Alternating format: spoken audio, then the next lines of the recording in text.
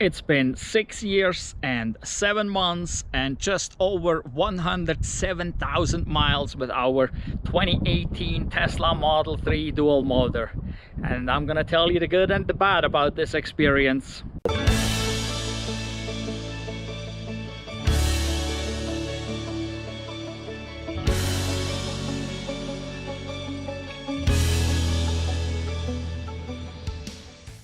Welcome to another beautiful day in rural Montana. It's the end of March 2025. It's nice and warm out for Montana. It's a little breezy out there, so I came inside our 2018 Tesla Model 3 dual motor. And yes, it's been a pretty cool ride with this vehicle. And it was our daily driver. I drove it, my wife drove it, and now here for the past about 2 years or so, our daughter has been driving it as well. So initially, this has been our only vehicle when we got it. Was our daily driver for the first 2 years, and the only vehicle we basically had besides the diesel truck, which we only drive when we really need to, when we need to tow or haul something. So we put about 40,000 miles on in the first 2 years, and then after that we had additional vehicles available to us, and so we didn't drive as much anymore. We pre-ordered this in 2016. We got it in 2018, and this particular vehicle here was born August 11, 2018. This is one of the very first dual motors out there. So the Model 3 started production in December 2017 with rear-wheel drives only. And then I believe it was July when they started the dual motor production, if I'm not mistaken. So this is one of the very early dual motors that was delivered, and that was kind of a cool experience. So ordering the whole thing and everything, the process was super simple. And we had a delivery specialist that worked with us. And if we had any questions, we would contact him via phone back when. The app wasn't the same as it is today. Today, the app can do way more, and things are basically all done on the app. But it was a great experience because we could actually see the vehicle as soon as it drove out of the factory. We noticed that it actually traveled the wrong direction. It went from Fremont south to the LA area. And then we seen it come back up towards Washington. It ended up being in Seattle at the Tesla Service Center in Bellevue, which is a suburb of Seattle. And then it was sitting there about 6 or 8 weeks before our delivery window even started. And so we contacted our guy, and he said, well, give Bellevue a call and see if you can pick it up. And so we did, and Bellevue accommodated us really quick, actually on a Saturday, the first Saturday in September 2018, which is Labor Day weekend. They already had like 40 deliveries that day, but they said, no, we can squeeze you in. We'll get you delivered on that Saturday. So we got out there that Saturday, and it was a great experience. We took the vehicle over. It was pretty fantastic that they accommodated us like that. And we spent a couple of days in Seattle after that with the new vehicle to get used to it, make sure that everything works properly, and that we could supercharge so we could drive home and everything. So it was super great. Everything worked. Everything was fantastic. Then we drove home, and guess what? First car wash. What happens? The usual Tesla issue. It's not so much of an issue anymore. Actually, it's not at all these days. It used to be, we would make fun of way back when of Teslas, because Teslas always had moisture in the taillights. That was just a very common thing. And sure enough, we went through the car wash and both taillights had moisture in them. One of them dried out, the other one didn't. And so there was our first call to Tesla for mobile service at that point. So we just had it a few days and already had to do the first call. Overall, the first call wasn't too bad of an experience. They were still, usually when we called back when, because you couldn't do all the stuff in the app, hold times were about 30 to 45 minutes. So that kind of sucked. But once you had a person on the phone, they were helping. And so the person asked exactly which part of the tail light, because there's a part on the trunk lid as well as a part on the body. So I identified it's the body part and so on. And she said, I'm going to order that. And then the mobile technician will contact you as soon as he receives the part, and they will come out and replace it. And the mobile technician at the time was in Spokane, about 200 miles away. But sure enough, he came out and replaced the taillight, and he was very friendly, took the time to help me answer questions, other things that I had. So that was a great experience. So at that point, we were still totally happy. So overall then, things were fine for about 4 weeks or so, roughly. Yeah, maybe a little more, maybe 6 weeks or so. Sometime at the end of October, I believe it was, we got stuck with the vehicle. But no, it's not that the vehicle broke down or anything. We were here at home, and we couldn't unplug the cord. We were stuck at home, so it was really not an emergency of any kind or dangerous or anything. No, we were stuck at home. We couldn't unplug. And I suspected that the charge port, something was frozen, the release mechanism, there's a little latch in there that it was frozen. And we started heating the vehicle, and I got a heat gun out, which is like a commercial hairdryer. But it just didn't go. My wife got on the phone, since we knew it's going to be possibly 45 minutes before we can talk to someone. She got someone on the phone, roadside assistance, and the person said, well, did you try pulling on the manual release lever in the trunk? And yeah, we did. And I told him, actually, I pulled so hard, the little ring that was on there, I pulled it off the cable. And he said, well, try pulling on it again, maybe use some pliers. All right, whatever you say. So I tried pulling on it with some pliers. It wouldn't budge. There was nothing that would do the trick. And the guy said, man, I don't know what to do, because I can't have your vehicle towed. You're attached to your house with the cord. It's like, yeah. So that's a little problem. And it was 7 a.m. here in Montana, and our service center was in Bellevue, Washington.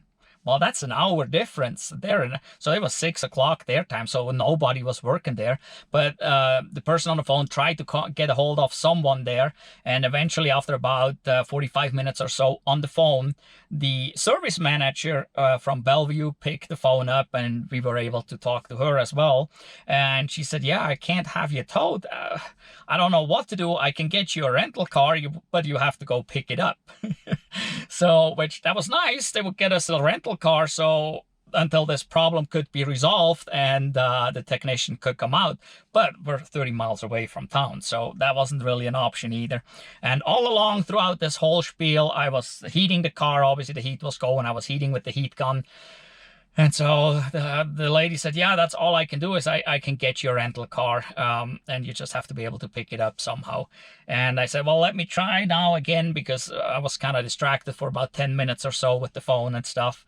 And then it's like, let's try again. And I tried a few more times pressing the button, and eventually it did release at that point. So that was kind of funny. Now especially, it kind of sucked, because obviously we were late for work at that point, but the vehicle was charged, so it was no big deal. We got in, drove to town, went to work, and roadside assistance made sure that mobile service was contacted, and would give us a call if need be, or would just show up, or would call us and say they have a new charge port. And so that's what happened. Mobile service contacted us, said, hey, I have a charge port for you. I can come out and install it. And that was the second time we seen that same person, the mobile guy, and he came out with the charge port. And it was kind of interesting. The charge port was actually the whole port with cables that run from back there to under the back seat here. And it's like, wow, this is a huge thing. And we looked at it, and it's like, man, that's quite a lot of labor, and taking half the car apart for this. And then I suggested we just take the locking mechanism off the charge port, and the technician agreed. And so we just swapped the locking mechanism. And as we took the old one off, sure enough, it was full of water, and it was just frozen. So we put the new one on, and then interestingly, we were probably the first, at least one of the first, that had that issue.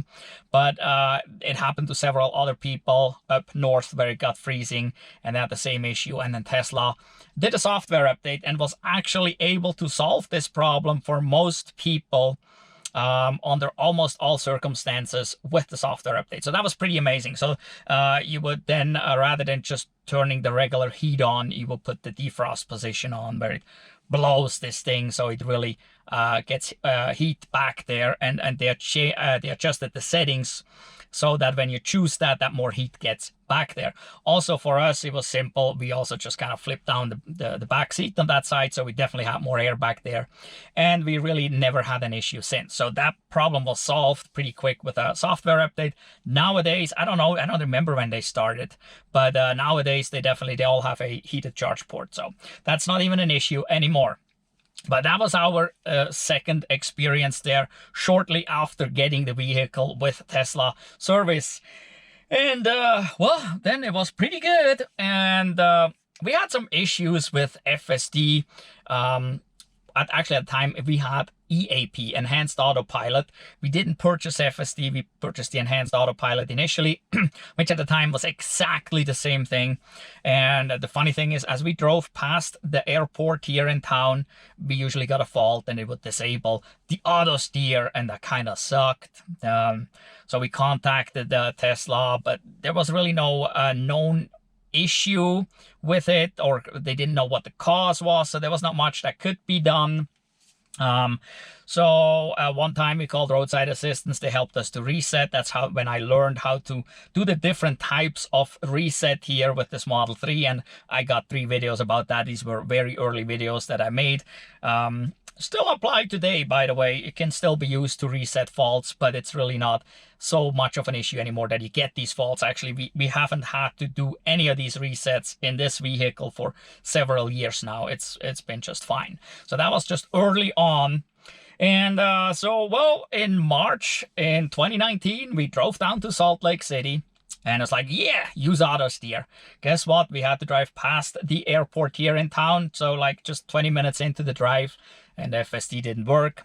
I asked my wife to get on the phone right away because we knew it would take 45 minutes before someone answers. So that kind of sucked, but we were driving, so she just was on hold.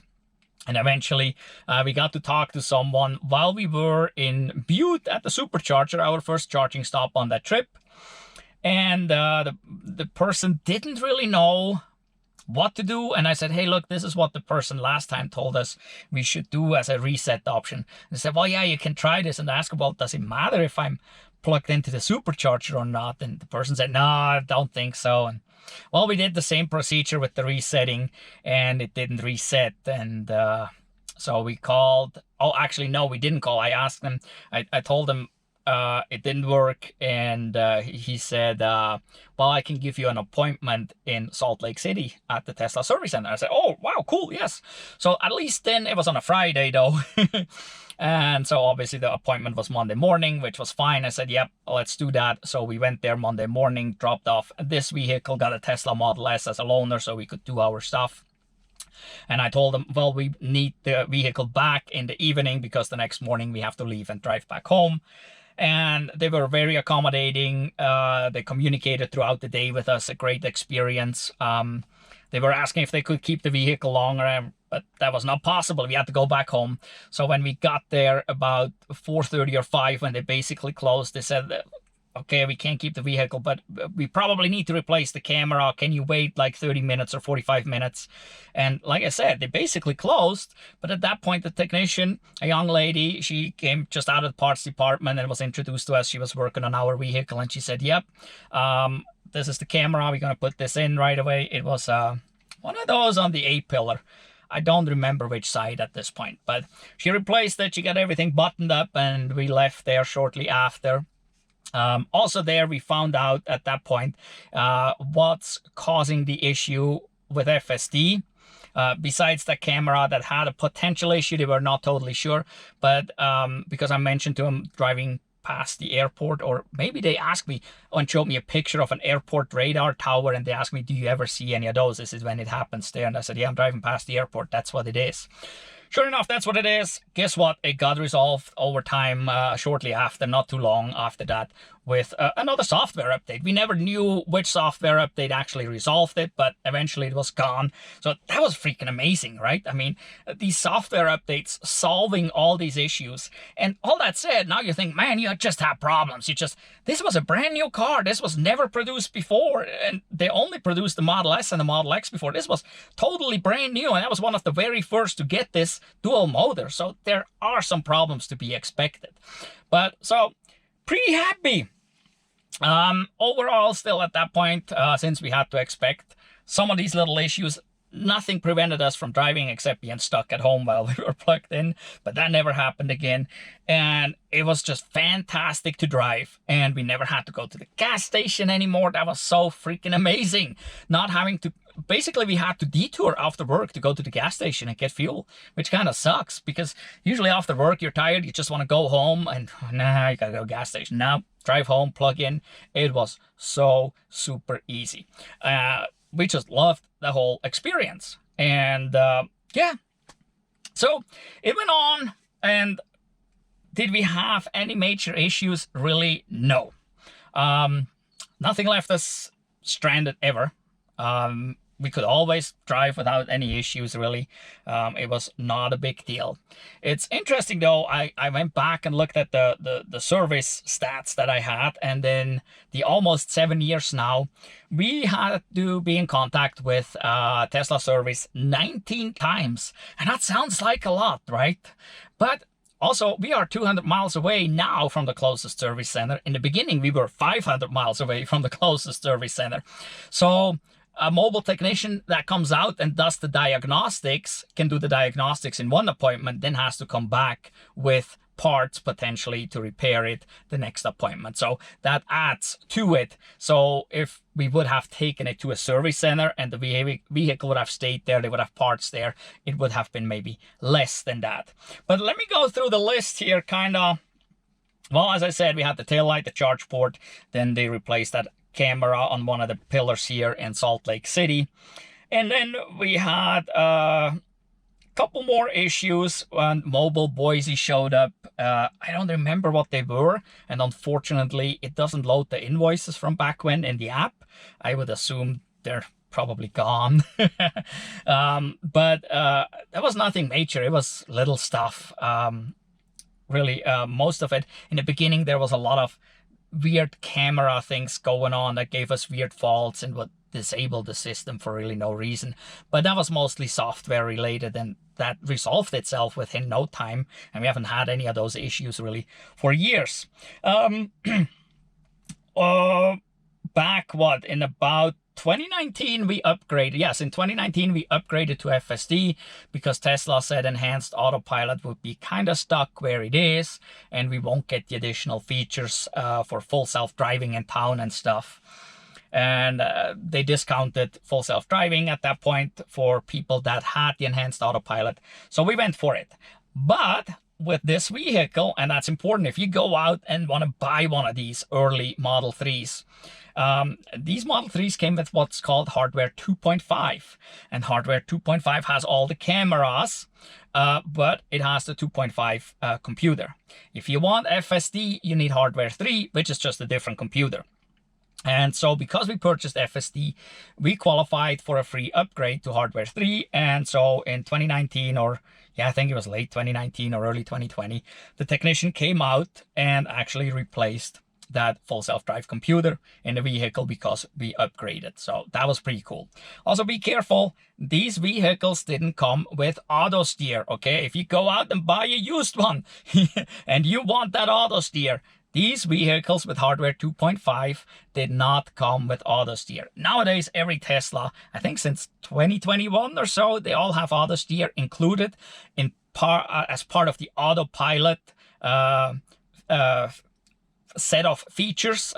And but early on this wasn't the case, so watch out. If you're looking for auto steer, if you buy one of those here, you need to have one that has at least enhanced autopilot. Okay, if it doesn't have enhanced autopilot or FSD, you don't get auto steer in these early ones.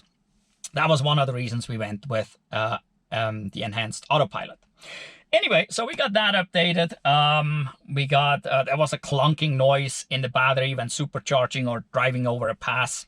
And that turned out to be breathers. They replaced those. That was kind of an automatic thing. We had an issue with a door handle here on the passenger side rear door. One day the door handle was just kind of stuck outside. And so it turned out that chrome kind of came loose, and underneath there it was just, and so it got stuck. Some random weird thing. Tesla replaced it, no problem. Then another time I noticed on the trim above the doors, there's a chrome trim, and if you got a certain mark towards the back here of these windows, that is usually because a window didn't lower fast enough. And when you open the door, the window has to lower a little bit, and that left the mark. And I pointed that out to the Tesla service technician while he was here one time, and he said, oh yeah, we'll replace the regulator. So they replaced the window regulator, the whole thing. I don't know that there was really anything bad, but hey, they did, so I didn't say no. And everything was pretty good. Then in like 2021, I noticed a weird thing, that speakers would cut out when, especially rear speakers would cut out after either rain or snow melt. So it was kind of weird. And eventually I noticed I get a little bit of water inside when I open the trunk, and it's like, oh, probably the hinges on the trunk leak or whatever. So they sealed those, but that didn't solve the issue. And so then I did some of the diagnostics myself by running a water hose on one side here just to see where it really leaks. And so it had to be the rear glass, the rear window that I was leaking. And the technician came out and said, yeah, we have to bring it in to Tesla Spokane. So by that time in 21, so about 3 years after we purchased the vehicle, they had a service center in Spokane, Washington. And the technician said, yeah, you got to bring it in so we can take a closer look with some special diagnostic tools and replace the window. And I said, okay, I'll do that. At the same time, a common problem was, and maybe still is, I don't know, I see some people once in a while, that the tires would wear out. I believe it was on the inside. What it is, it's a toe setting, but if the toe is within specifications, it will still do that. And so I asked my mobile technician, can you work on it and can you set it specifically the way I'm going to tell you? Still within the specifications, but to a certain maximum. And he said, yeah, no problem. So we brought it in there, and sure enough, they did some diagnostics, and yes, it was the rear glass that was, not the glass itself, obviously the seal was leaking. So they replaced the rear window. He did the adjustment on the alignment. He did a four-wheel alignment. He did adjustment on it, and he was really cool. He sent me a picture while he was doing it, or when he just did it, and said, here, look, this is how it looks like right now. Do you like it? And I said, yes, I love it. And sure enough, I never had any issues with the tire wear anymore. It's still within the specs and it works wonderful for us. So that was great. So mobile technicians, they were always fantastic too. There's really, they go out of their way to help you. So then what else did we have? Oh, here on the drive stalk, there's that little black cover that used to pop off. Many people had that issue. They just replaced it. So no big deal. I mean, it always worked. It didn't pop off and come off. It just came off, and you could see a little gap on one side there. It wouldn't even actually come off. So no big deal.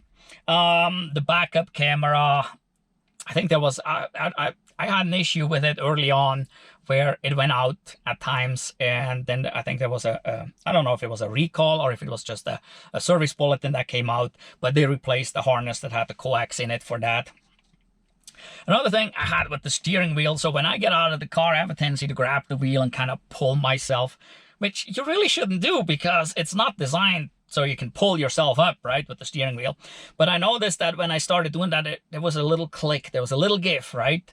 And I told the service technician one time, and he's like, oh, I don't feel anything. And I showed him exactly how, and he said, oh yeah, there's a little bit. And well, he got me a new steering column and it was gone after that, and I tried not to do it. The new steering column was improved, was a slight bit different, so I don't know if other people had the same problem or what, but there was some improvements to it, or at least the part number changed. Anyway, what else did we have here?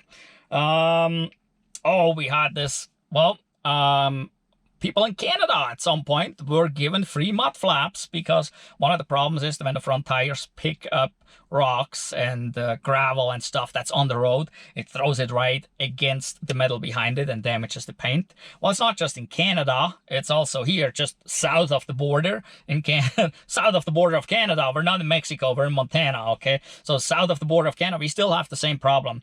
And so, but they didn't want to fixed the problem, which was a paint issue by that time because I didn't really pay attention to it. But then all of a sudden the paint was flaking off, right? And so, well, I had them give me a free set of mud flaps. And actually, I made a video about this if you want to go watch that. So then you get all the details there. But they gave me a free set of mud flaps after the fact when it basically was too late. So also, by that time, we had our Model S. And I said, hey, you know, you don't have to do anything. So can you give me something else besides the mud flaps? And so they would give me a set of floor mats for the Model S that I needed too at that time. So, what else did we have? Oh, these front fender cameras, they would just keep giving us kind of weird fault messages, and I tried to monitor it so we could actually at that point see them on the screen here, and one of them was just kind of iffy, and so they replaced it. They actually had to replace both of them because they changed the design of it, and then one looked different than the other. I said, that ain't gonna work, you gotta replace both. So they updated both to the new ones. That was what that was actually like March of 2022, so we already were 3.5 years into it. In April of 2022, one of the horns failed. There's two horns, a high and a low, and one of them failed, and that was replaced. And then that was basically it for warranty, because there's a 4-year basic warranty on it with what, 50,000 miles, I think it is, right? So we are still under the drivetrain and battery warranty at this point. I think it's 8 years, 100 or 120,000. I don't even remember. I don't expect anything to go wrong with the battery or the drivetrain anyway. So, but we came out of the warranty, and then at that point, eventually we got a weird noise from the front suspension, and it got louder and louder and louder, and it turned out to be the A-arm, I think on the passenger side, the upper control arms or suspension arm. And I probably could have asked Tesla and to see if they would give us this thing for free, but I decided to just do it. The part was $96, and it came delivered here. The mobile technician brings it out. I just called the mobile technician. He charges it to my credit card and brings it out. Doesn't charge anything for delivery, so that is really cool.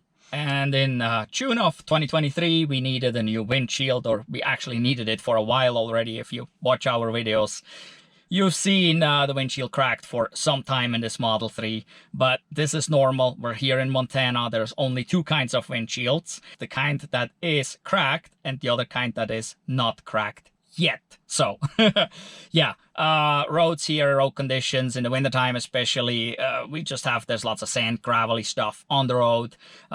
There's rocks on the road. It will eventually get you sooner or later. Same thing with paint chips. That's just normal. Unless you put PPF on over your entire car, you will get some paint chips along the way. So yeah, we had that replaced, and that was a cost of $1,232. We had to go to the service center for that.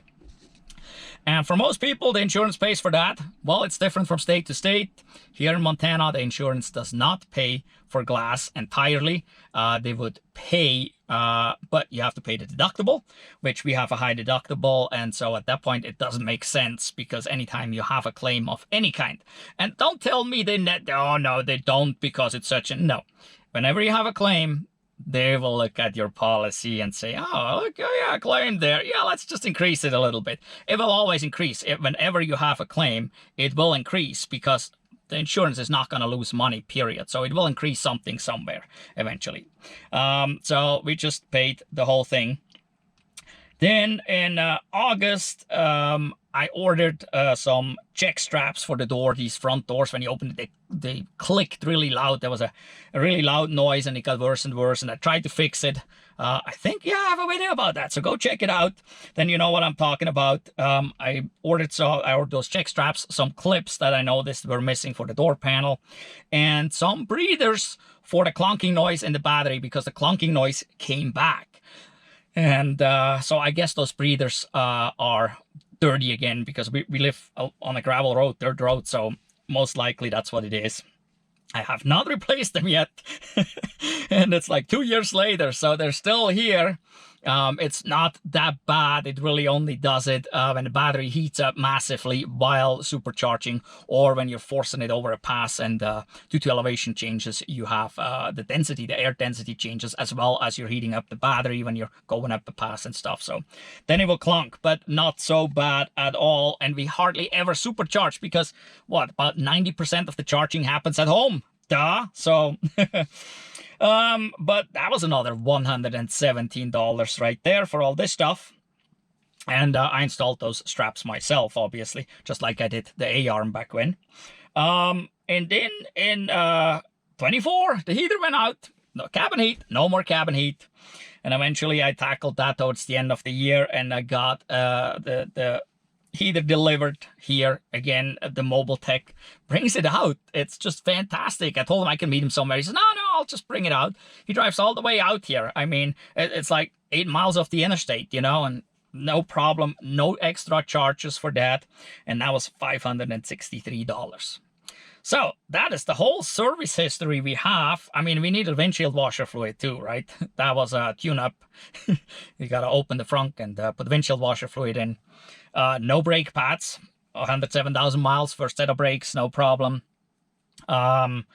Really, there was no other issues. Tires. Tires are the same as we had on our Honda Accord. And I don't mean the same size. I mean, they last us about the same. So on the Honda Accord, we had summer and winter tires because we drive with winter tires. If you want good traction in the winter, you need real winter tires, preferably studless snow tires.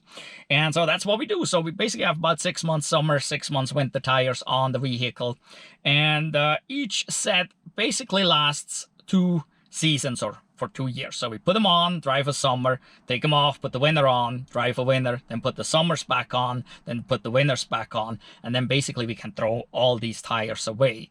But you know, I'm not too picky in the summertime because especially in July, it gets pretty dry around here. And so I've been wearing out summer and winter tires through a summer. Get them pretty bald though, so I don't necessarily suggest that, but that's what I did, and I done that before. Same with the Honda Accord. So when people tell you how long their tires last, that's how long they last for them. It really totally depends on how you drive. You find people out there that get 50, 60,000 miles on a set of tires. Others get 15,000 miles on a set of tires. It really depends on how you drive. Guess what? This is like a sports car. And yeah, you can wear those tires down pretty quick, or you can just drive normal or even in chill mode and you get way more miles out of it.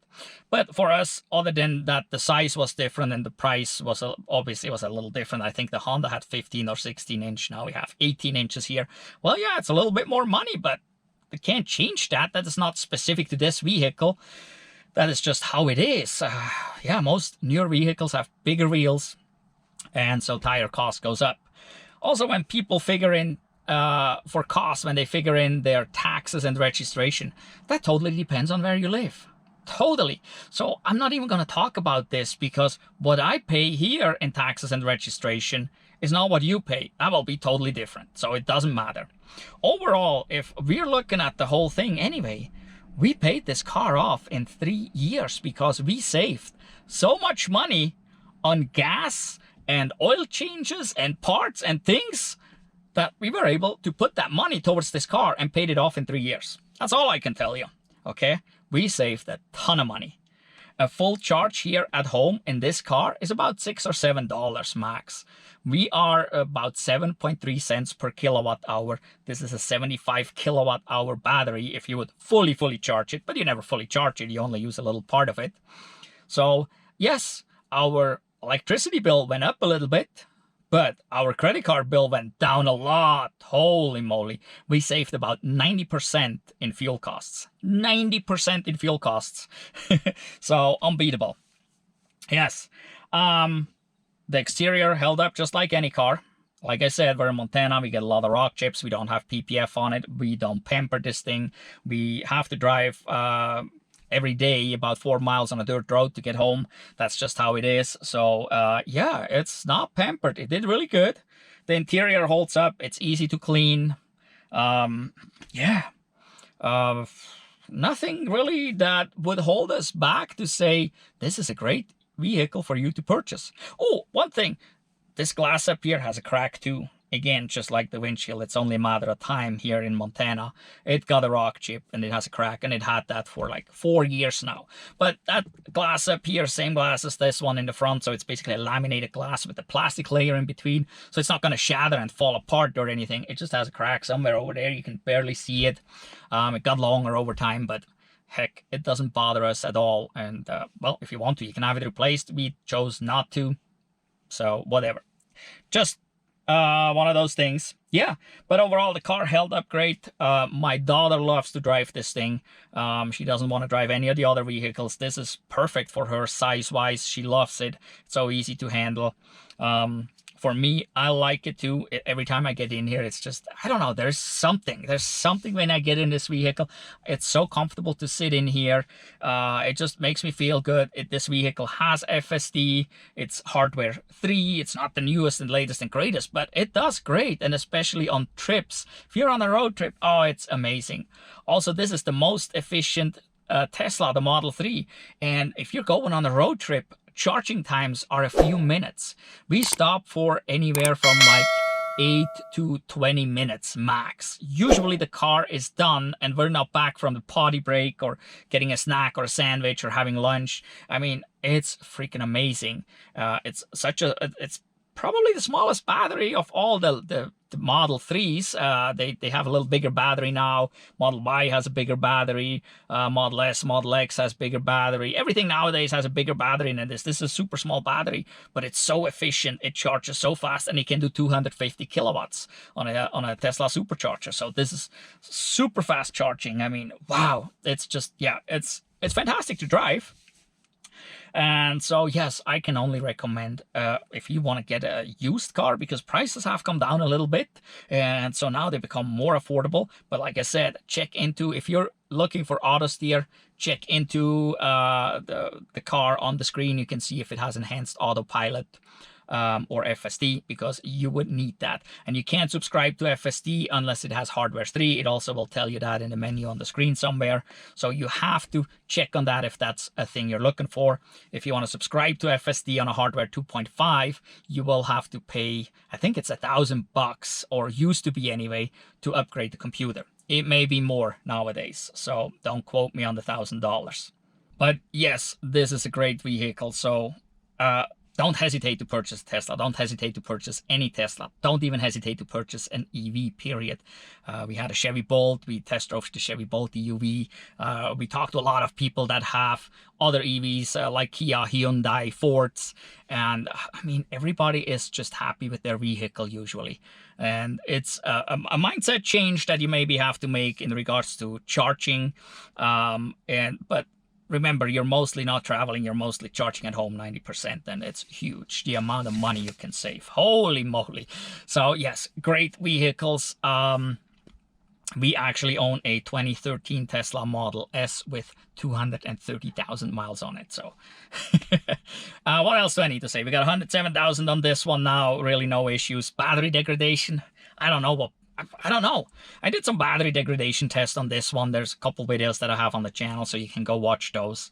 But battery degradation, unless you notice it, it's certainly not a problem. Yes, every battery will degrade. This car, I think it degraded like 10% in the first year or so, and then it was stuck there forever. It doesn't degrade anymore, really. But we don't notice that. It's not... We still go the same distances. We still drive from here to Butte, which is about 150 miles, and there we need to charge, and then we go another 150 miles to the Cozy Cabin in Island Park. We really didn't notice it. On no road trip have we ever noticed a battery degradation that we had to charge sooner. No, we're still skipping chargers, so it's really not an issue. So there's really nothing to worry about. Like I said, the costs are extremely minimal. I told you what we paid here. We have, less than $2,000 into repairs. Yes, I done some of these repairs myself. I got some videos on this, and if you worked on cars before, you can work on those too. Go watch my videos, and it's still a car. It just has an electric drivetrain. So a lot of stuff you can still do yourself if you've been handy before and done it yourself. So, but we're just happy with this, and we only... Whoa, that was a pine cone hitting the car. Holy moly, I don't know if you heard that, but that was a pretty good bang. Anyway, we only have this for now close to 7 years since we purchased the car. It's got to last at least 10 to be worth it. Since it has FSD, maybe it depends on what Tesla offers, right? They had these offerings where you could switch FSD to a new vehicle, where you could switch free supercharging to a new vehicle. If they have that in about 3 years, where I can take my free supercharging from the Tesla Model S that we have, put it on a new car, take the FSD from this car and put it on the same new car, so I have free supercharging and FSD on a new car in about 3 years, I'm in. It was here, they offered it through 2024, I think, at some point, and I was tempted, but it really doesn't make financial sense, and this car is in such great shape, why bother? So, but yes, hey, I'm all for EVs, been great for us. This Model 3, wow, what a ride. Cost savings, amazing, so just go for it. Go for one of those Model 3s, even a used one. They're great. We did a couple updates to this vehicle, and one of them, we put a little dash cluster in here. There's a video that I have about this. I didn't do it because I don't like the center screen. I actually love the center screen. I have no problem with that whatsoever. But I was driving Uber and Lyft with this vehicle, and Android Auto and Apple CarPlay is not an option in a Tesla unless you get an add-on. And I tried one add-on that I used for a while with just putting it, is a little box you basically put in the center console, and then you have it on the screen. But then obviously you have to have that on the screen, and it becomes a little more tricky if you want to do other stuff on the screen. So then the dash cluster came along, and I can have my Apple CarPlay on there. And then another thing we did is, because our daughter always sat in the back, we upgraded here with a screen back here for the rear passenger, just like the refreshed Model 3 has since beginning of 2024, when the refreshed Model 3 came out. So we have a Hansshow screen back here, and I got a video about the installation of that as well. That is fantastic. It gives you some car functions as well as other functions. The kids can watch YouTube videos back there. You can pair headphones and things to it.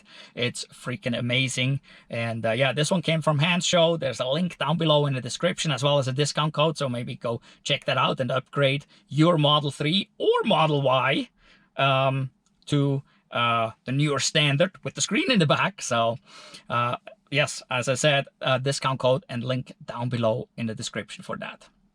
So now just make sure you subscribe to our channel, hit the notification bell so you don't miss out on any of the future videos. Give us a thumbs up for this video and any of other videos that you are watching, you know. Also share those videos. There's a share button just below the screen here. You can share it on social media, share it with your family, friends, co-workers, people you love, people you hate. I don't care. Share it with everyone. Well, in any event, thank you for watching. Goodbye.